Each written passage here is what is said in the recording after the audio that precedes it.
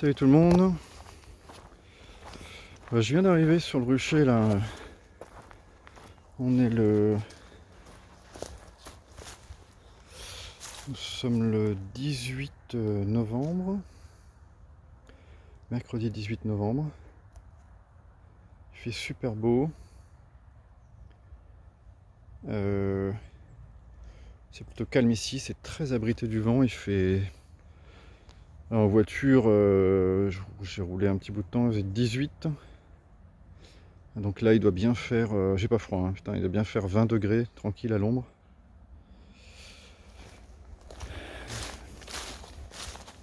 Plein confinement.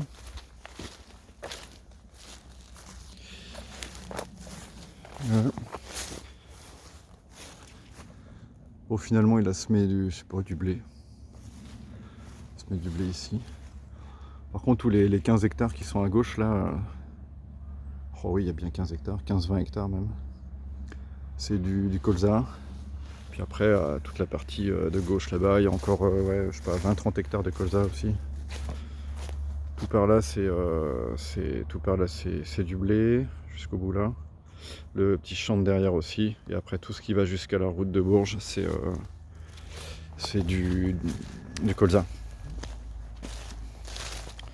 Bon, je suis plutôt content parce que l'année dernière, ils ont fait blé sur blé, vu la sécheresse. Ils n'ont pas pu faire autrement. Du coup, j'ai pas fait beaucoup de miel au printemps en fait. Mais là, je pense que ça va être une autre histoire. Donc je me suis bien préparé, j'ai investi, hein, acheté des hausses. Voilà, il faut avoir 3 hausses par 3 hausses par ruche. Bon, ça bosse pas mal, hein. Surtout elle là, putain, cette carne. Là j'ai mis la combi intégrale, hein, que ma chérie m'a offert pour mon anniversaire. Parce que je viens passer un petit coup d'acide oxalique. Donc oui, il va falloir que j'ouvre, hein. Ça rend du pollen, hein. Donc oui, je vais ouvrir, hein. Ici ça bosse aussi, c'est plus calme. Ça rend du pollen. Donc celle-ci c'est celle que je lui avais changé. Je lui avais changé la ruche et j'avais oublié d'ouvrir la portière. Voilà. Et un truc qui m'a énervé aussi tout à l'heure, c'est qu'en arrivant, il est 15h30. En arrivant, j'ai vu un frelon asiatique, putain. J'ai vu un frelon asiatique, j'en revenais pas. Sans déconner.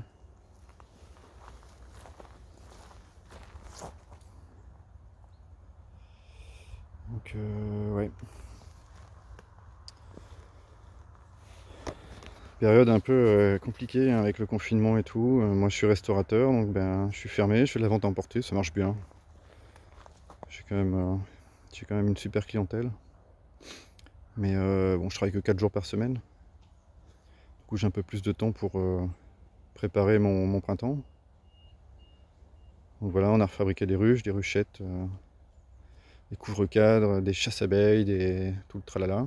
Hein, c'est le moment de se préparer. Voilà, puis je vais préparer mes 4 cirés aussi. Donc pour les hausses, j'ai pris que des hausses plastiques, des hausses Nico, plastiques avec des bâticadres. Voilà. Tiens, il est là cet enculé de frelon, je viens de le voir. Il y a un frelon qui passe de temps en temps. Ah, putain, il est posé sur. Tiens. Il est là. Je sais ce qui l'attire. Ce qui l'attire, c'est cette ruche là. Parce que dedans, il y a des cadres de miel. Il y a des cadres de miel, c'est ça qui l'attire, c'est le sucre. Il cherche le sucre. Elle est passée en dessous. Parce qu'il n'y a pas aucun zéro frelon devant les ruches.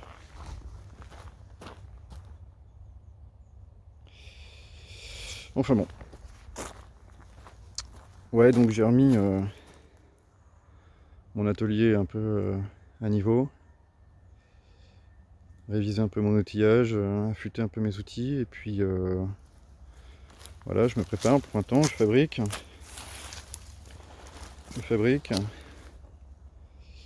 Donc tout le monde a été traité à la piston. Pas très longtemps, 4 semaines. Voilà, c'est volontaire de ma part, n'en déplaise à ceux à qui ça déplaît. Euh, alors chacun son truc. Et puis je préfère miser plus sur un oxalique en fréquence plutôt que des produits du type Apiston, Apivar, etc. Et puis on verra bien, hein. Par contre je m'adapterai, hein. Si je vois que je suis pourri de varroa, évidemment, je changerai mon fusil d'épaule, hein.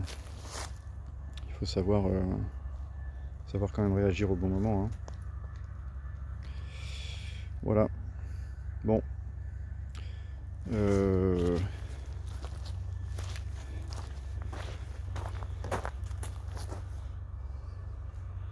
Pas vous, comment ça se passe? On est un peu partout là, un peu partout en France, en Belgique.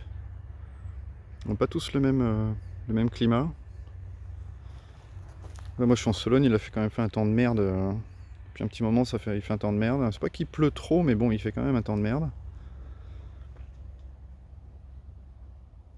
De toute façon, on n'est pas là à ouvrir les ruches 2 fois par semaine, hein, non plus, hein. C'est hiverné. Mais bon. Puis avec le confinement, on se fait chier, hein, de toute façon, hein. Pour ceux qui, comme moi, sont fermés de force, à qui on n'a pas demandé. Parce qu'on m'a pas demandé mon avis, hein. Si on m'avait dit vous voulez être fermé, j'aurais dit non, j'ai pas envie d'être fermé. Puisque personne me paye mon salaire, hein. Donc voilà. D'où ce que je disais l'autre jour, il faut quand même être capable de savoir faire pas mal de choses parce que je sais pas ce qu'ils sont en train de nous pondre là, mais il va falloir qu'on soit capable de s'adapter. Qu'on soit capable de s'adapter, pouvoir survivre un peu à ce qu'on nous fait subir là, à ce qu'on nous a fabriqué en plus, hein, clairement, hein. Bref. Donc, pour en revenir à nos moutons, 1, 2, 3, 4, 5, 6, 7 ruches ici. 7 ruches qui seront en production au printemps, si tout va bien, si tout le monde est encore là, si tout le monde est encore vivant. 7 ruches, voilà, donc je dois avoir 25 EOS à peu près. Donc je vais vraiment miser sur le colza au printemps. Bon, et puis après, bon, vous connaissez l'endroit ici, ça c'est bourré de châtaigniers sur plusieurs hectares, donc l'été je suis pas inquiet. Et puis donc le colza, on sait ce que ça fait sur les abeilles, hein. Il faudra que je divise. Donc j'ai préparé 7 ruchettes. 7 ruchettes en plus. Là j'ai encore une ruche de libre, plus une autre à la maison que j'ai toute nettoyée. C'était l'autre qui était au bout là-bas, que les frelons ont défoncé. Nettoyer, brûler, passer à l'huile de lin, etc. Donc ici ça fera 9 ruches plus les 6 ruchettes, pardon, plus les 6 ruchettes que j'ai fabriquées.